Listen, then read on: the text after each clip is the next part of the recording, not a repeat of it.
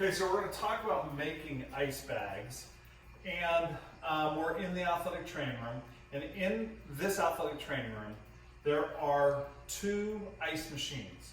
We have what we call a crushed ice machine, and it's more like flaky ice, and we also have a cubed ice machine, just that would look like regular old ice cubes, okay? Now, when we're making an ice bag, we're typically going to, if we have the option, we're going to go to the ice that is more flaky than more cube-like.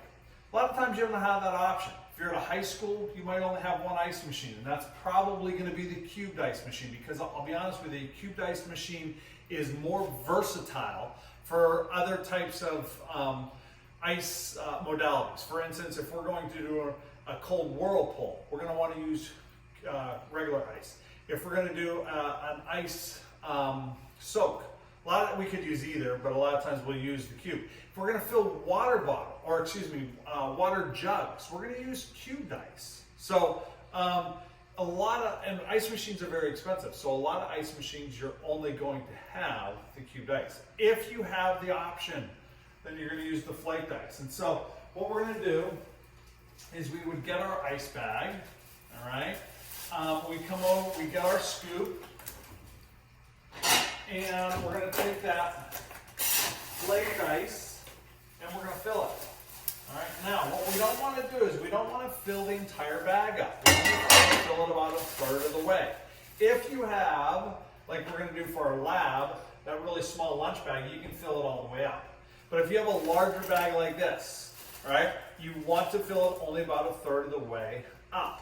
And then what we do is we want to make sure that I'm going to make this wrong to start with.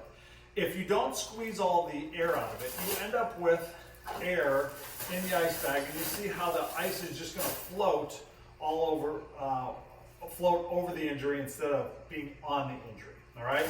So what we want to do is we want to squeeze the ice, or we want to squeeze the air out of the ice bag. Some people will even suck the air out of the ice bag to make it a very tight seal.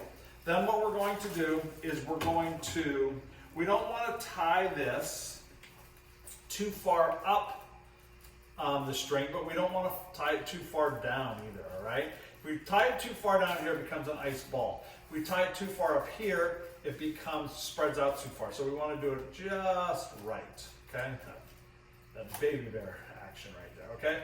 And we end up with an ice bag that looks like this. And then it will spread out, and we can apply it just about anywhere, and it will conform to that body part, okay? And so what I'm going to have you do is I'm going to have you apply your ice bag to your knee, okay? So what we're going to do with this is get yourself in a position where you're going to put this on the knee. Let's put it on the inside of the knee where the medial collateral ligament is, and you're just going to wrap that ice bag around with a little bit of pressure. Don't be too afraid to put that on. And notice that I put that right to the skin.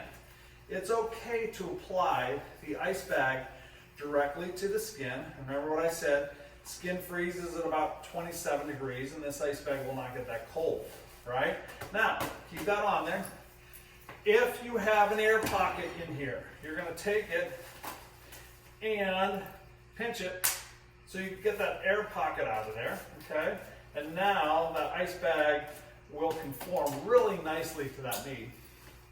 We're going to keep it on while we do the rest of the lap.